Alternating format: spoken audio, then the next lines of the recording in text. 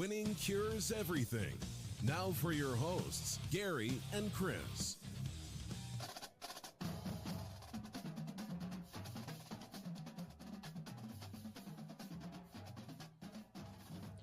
Welcome in, Winning Cures Everything. It is the Monday, August 1st edition of the show. I am your host, Gary Seegers. You can follow me on Twitter at GaryWCE. And this will be a little bit of a shorter show. I'm sure some of you that are doing the podcast or listening to the podcast will appreciate this because I've got some things that need to be discussed and have not had a ton of time.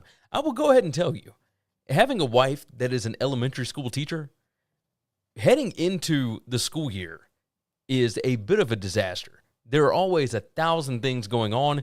She had to have some dental work done that I had to be involved with. I guess you could say I had to be there for. How's that? And, of course, we have a toddler that is starting preschool. I have a daughter that's starting senior year of high school. It's just been a little bit crazy. And with this now being a one-man show, trying to do the show from home on a week where I am technically on vacation is pretty difficult. So we got the one show in last week once I got back from Atlanta, and that was it. That was all I was able to do. So in-laws came in town over the weekend. That was definitely a lot of fun. But now it is time to hunker down and get ready because we are in August, and that means there is football this month. Go ahead, pay attention to the BetUS football channel, BetUS college football channel on YouTube. We will be having a show on Wednesday. So make sure and set your calendar at 1 p.m. Eastern Time on Wednesday. We will be knocking out some more early game previews for Week 1. Excited to get into some of these. Really, really excited. Some of these teams, a lot of hype around them. We are going to talk with Parker and Kyle about what exactly to expect. Along with that, subscribe over there. Subscribe to the Winning Cures Everything channel. And if you've not already, subscribe to the Winning Cures Everything podcast. That will certainly help things out. Like this video, if you would so kindly, etc. Now that all that's out of the way, let's go ahead and dive into the major topics that I've been wanting to hit on. We'll start off with the Big Ten media rights deal, and apparently the guys over at Fox, Fox Sports president Mark Silverman, who used to be the president of the Big Ten Network, he says that should be expected by Labor Day. So first weekend in September, first weekend of college football, that is when we can expect to get some information about what the Big Ten media rights deal is going to look like. Who are the other networks that will be involved along with Fox? Is anything going to go to streaming? Will Apple TV get some of this? Will NBC? If NBC does not get this, are they going to give Notre Dame the $75 million? We are going to find out a ton as soon as that media rights deal is announced. Now, the Pac-12, likely going to have to wait until after this to get any real idea of their next package, right? Once this deal is signed, then you're going to also know what's going on with Notre Dame. That's the biggest thing. So the window that you are looking at for Notre Dame to make a decision, because there will be no expansion movement as far as the big dogs until Notre Dame decides what they are going to do. If they get the $75 million from NBC, I would imagine sometime between August, middle of August through middle of October, that is when you are going to figure out what Notre Dame ends up doing. Are they going to stay independent? Are they going to join the Big Ten? Because this deal will be renegotiated as soon as Notre Dame decides that they want to move to the Big Ten, if they do. That's the biggest domino left to fall, and it will determine everything else that happens. If Notre Dame comes along, which we're going to talk about Big Ten expansion and whatnot towards the end of the show. If they come along, who do they bring with them? I don't think that the Big Ten is just going to sit on an uneven amount of teams. Now, we have seen plenty of conferences do that. But, just a guess, there will be somebody else that comes along with them. Now, we'll move on from there. Let's talk about the Pac-12. Pac-12 Media Days was on Friday, and George Kliavkoff had a lot to say. Now, I'm not going to come out and talk about specific quotes or anything like that. There will be some that I mention here or there, but what I want to know here, which, by the way, speaking of Pac-12, congratulations to Canzano and Wilner. A new podcast coming out. Those two have been the voices of the Pac-12 for quite some time. I am beyond excited to be able to listen to both of them riff on what's going on in the Pac-12. And this seems like the perfect time to do it, right? There's a lot of people interested in what's going on out there. Those two guys know just about everything that there is to know.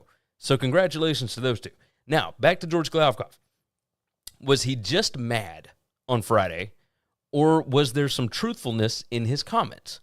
Because everybody that I have talked to, everybody that I have read, seems to believe that his comment about we haven't decided if we're going shopping there, talking about the Big 12, and talking about the Big 12 being scared of the Pac-12, etc., I don't know that I believe any of that. I don't know that there is a single Big 12 school right now that would rather join the Pac-12. Now, I mentioned BYU before because I think logistically it makes a little bit more sense, right? As opposed to going from UCF all the way to BYU, etc. It seemed like that would make more sense. But when you talk about media valuations, it seems like the Big 12 is going to be worth significantly more, than the Pac-12 right now. Now, it all depends on who the Pac-12 ends up adding, but you hear that there's only been talk of Pac-12 schools moving to the Big 12. Has anybody thought of any Big 12 schools that would actually want to move over to the Pac-12? And are there any schools that the Pac-12 would want? That's my question here. I don't know that there is. And while it does surprise me a little bit when you've looked at the grand scheme of college athletics over the last however many years, when you look at that and you think about the teams that were left over in the Big 12, their value, I would not imagine, would be higher than those teams in the Pac-12. But when you start looking at the late-night TV window, et cetera, the fact that the Big 12 just went and got BYU and now they're bringing in Cincinnati and UCF and Houston, 3 big-time brands, and then you add BYU, that's a 4th. You bring those in, all of a sudden your media rights are worth a pretty big deal more than what we originally thought they might be, right? Bob Bowlesby said that their media rights would be worth half as much without Oklahoma and Texas. That may be true, but that original media rights deal was done years ago, much the same way as the Pac-12's. But when you look at the people that are actually watching the games, you look at ESPN windows versus FS1 windows, ABC, etc., you have to take the channel into consideration. It's very interesting. Another question I had here, how valuable is the late-night window? Without the regional sports networks, I don't know that it's that valuable. I did have, and I'm not going to be able to pull it up on the screen, but I can read off some of the stats that I was able to put together right quick before I jumped in on the show. And if you look at just last season, 2021, you look at the late night windows, and there were 24 games that were broadcast on a network that actually gave out their ratings, right? Nielsen ratings, etc. There were 24 games, and not all of them Pac-12, not all Big 12, not all whatever. And only 10 of them had over 1 million viewers. Only 2 of those ranked higher than number 10 for the week, right? So, for example, week 10, you had Utah and Stanford, drew 452,000 viewers. That's a 10:30 p.m. Eastern time game, and it was number 23 for the week. That was a Friday night standalone window. Now, on Saturday, you had USC and Arizona State on ESPN. Now, the other one was on FS1, but this one's on ESPN. It drew 1.608 million viewers, and that was still only 11th best for the week. Move back to, let's see, what's the highest rated game that they had, or the highest viewed game? That might have been the one. That might have been it. 1.608 million for USC and Arizona State. And, yeah. All right, so as far as actual ratings, Utah and BYU on ESPN in week 2, that one drew 1.503 million. That was on Saturday, September 11th, and it was number 8 for the week. So how valuable is that late night window? Everybody talks about that when it comes to the Pac-12. I'm not certain, especially with the ones that are left over, because the ones that have drawn, millions of viewers, okay, I mean, BYU is already there. They're already in the Big 12. So the Big 12 will be able to have some of that late night window. Other than that, USC is gone. UCLA is gone. Like those are your big ones. I'm just curious what to expect out of this. Now, Oregon is still out there. You put them at a decent window and you put them in a good game, and they're going to draw some people, right? Week 4, Arizona at Oregon on ESPN. It got a little dicey second half roundabout. Drew 1.656 million viewers, and that's a 10:30 p.m. Eastern Time kick. Very interesting. And, of course, that happened to be Oregon just a couple of weeks after they knocked off Ohio State. I want to know about that. The other question about the Pac-12, are they going to expand? Now, George Kliavkoff said that they are not interested in expansion right now, but of course, nobody has ruled anything out when it comes to it. We've mentioned on the show multiple times, San Diego State would be somebody decent to bring in. Now, San Diego State's TV ratings not all that great, right? We understand that. But when you look at who they may expand with, you are not looking for short-term value. You're not looking for right now. And it's much the same way that the Big 12 did, right? They expanded with teams that can continue to grow in big markets. It's the same thing the AAC just did when they brought in all these giant media markets with Birmingham. Birmingham's not a huge media market, but it is when it comes to college football. Charlotte, FAU, down in Boca Raton, etc., right? You're bringing in the big markets. If the Pac-12 expands, you bring in SMU, something like that, you bring in San Diego State, etc., you are looking at a long-term play, somebody that can establish in a big market like that. Now, again, you're not going to know anything about Pac-12 expansion until, until the Big Ten rights are done, really, around Labor Day or so. And if they go past Labor Day, then it is what it is. It just extends everything else out. But as far as that goes, I mean, you're not going to know the current value of the Pac-12 deal for these schools, and nobody's going to sign a grant of rights until they figure out what's happening with Big Ten expansion, etc., right? Yeah, you want to know what's going on with that. You want to know what's going on with the Big 12 as well. I'm really curious what to think about with George Kliavkoff. Does the Pac-12 try and go shopping for any of these Big 12 teams? I don't know. I don't think so. But maybe you guys can tell me. You guys jump into the comments. I am very curious about this because he came out just guns a-blazing last week, it felt like, because some of those comments were very aggressive. I will say that. Very aggressive for somebody that seems to be pinned in a corner and doesn't. Everybody can say that they are all together, etc., but nobody's signing a grant of rights right now. Nobody's signing up to stay in that conference right now until they know all the details. And we're not going to know those until the Big Ten gets done. The next topic I want to hit on before we hit some ads real quick, Dan Mullen expected to sign a deal with ESPN to be a new college football analyst.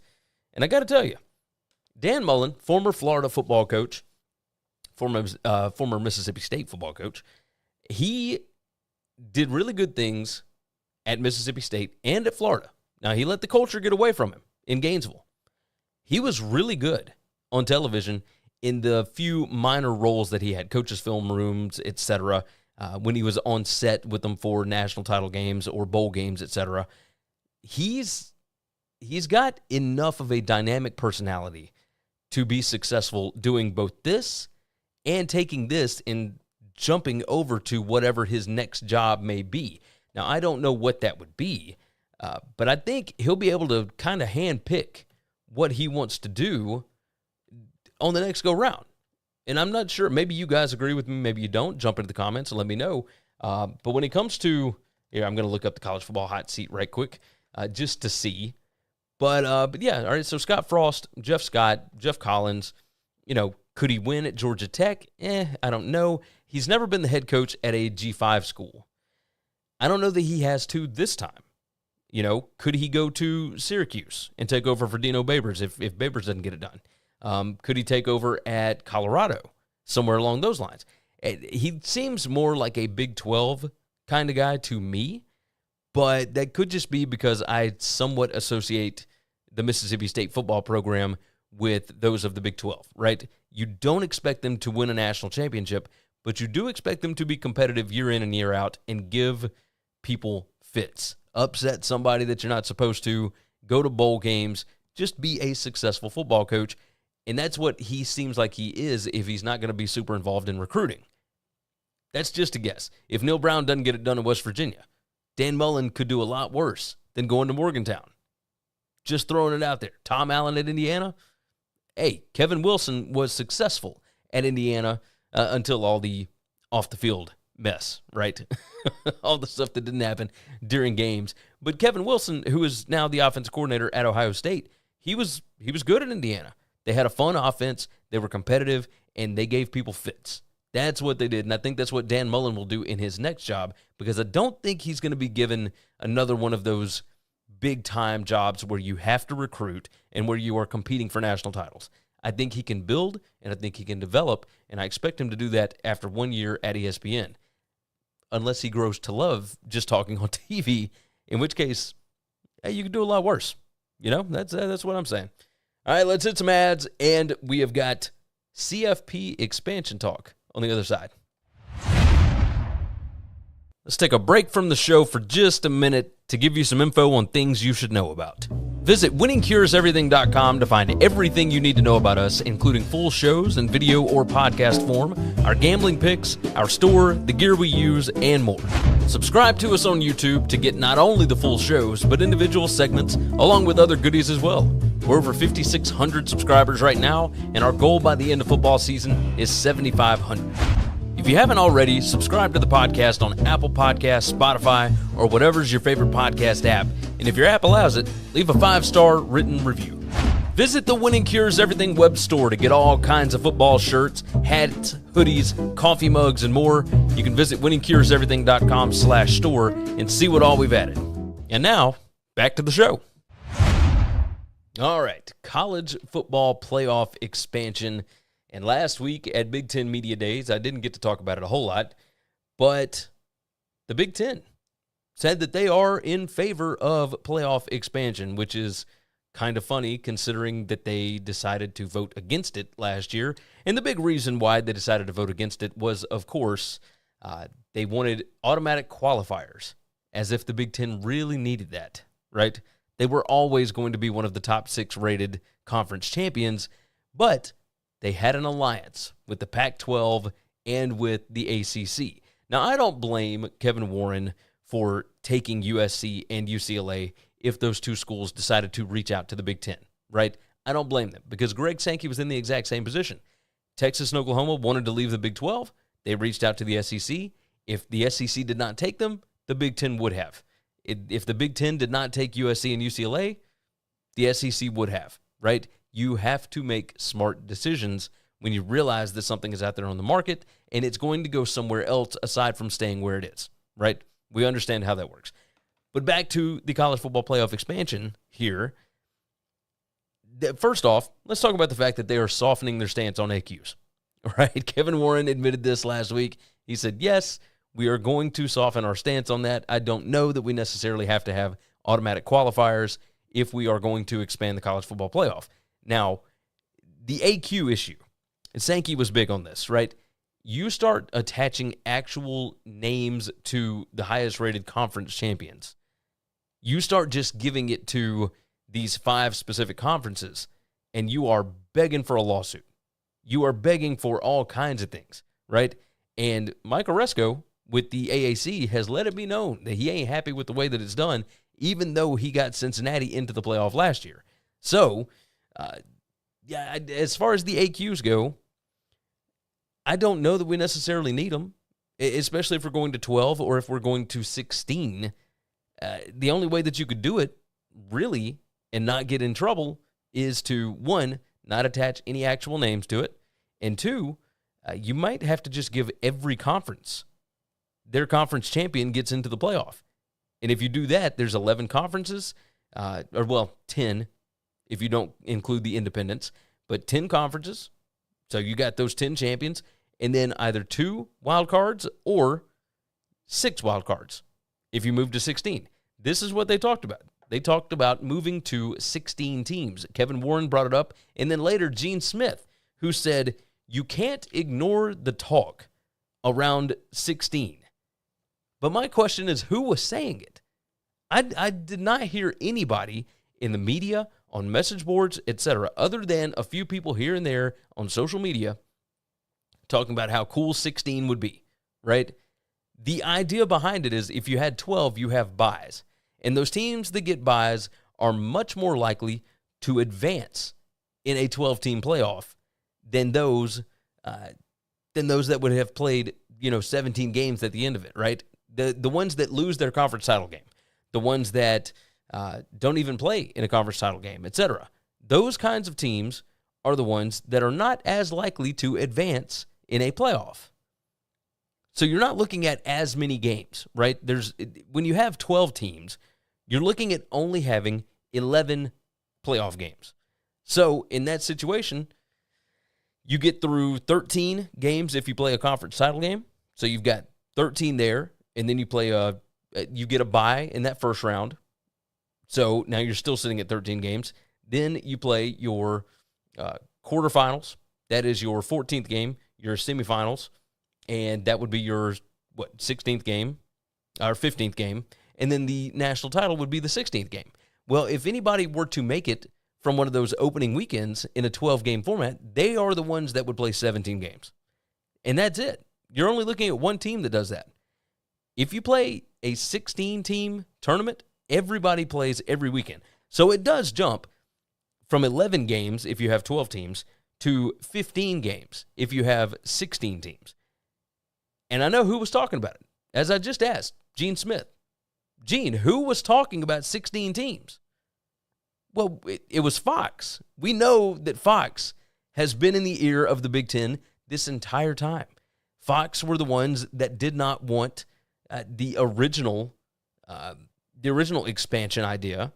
And the reason they didn't want that original expansion idea is because ESPN had the exclusive rights to negotiate it. Now, was there a way for this deal to get done and them go ahead and expand the playoff early before 2025? I think so. But again, they had the exclusive negotiating rights window to be able to expand it out further. And if ESPN's the only one at the table, yeah, that's going to change things. But that's the issue. ESPN was never the only one at the table. Fox has been in the Big Ten's ear the whole time. So that's who was actually saying it. I don't know that you can get this pushed through the way that it currently sits right now, because if you do this, there are multiple teams that play 17, some that may play more than that. It's just kind of a wreck, right? If you have 16 teams, because you're adding a lot of extra games. So whoever plays in the national title game is going to add 4 games here. And you start looking at teams that maybe play Hawaii in the non-con, and they get 13 regular season games, and then it starts to get a little bit crazy, right? You start looking at a lot of games for a college football player. But I think the way that you get around that is you start working on that revenue sharing that was talked about last week. No, college football players are not unionizing. We've talked. I did not get a chance to talk about that with Sean Clifford, et cetera, with the Big Ten and having all these meetings about player revenue sharing last week. Didn't get to talk about it. But it's not happening yet. But would it surprise me if it does happen? No. It would not surprise me at all, because if you were to give $50,000 to all 85 scholarship football players per season, you're only looking at a little over $5 million. And for these schools with an athletic budget, with TV revenue of more than $100 million coming in a year, $5 million ain't a lot to throw out there. It's like 5%, right? You can find a way to give them $50,000 a year, something along those lines. And if you do that, if they're automatically in a contract, then you're good to expand to whatever you would like to. Because at that point, they can collectively bargain. They can talk about whatever they want. So there are ways that this could happen. Do I think it's a smart idea? No, because your 1 versus 16 game is going to be a disaster.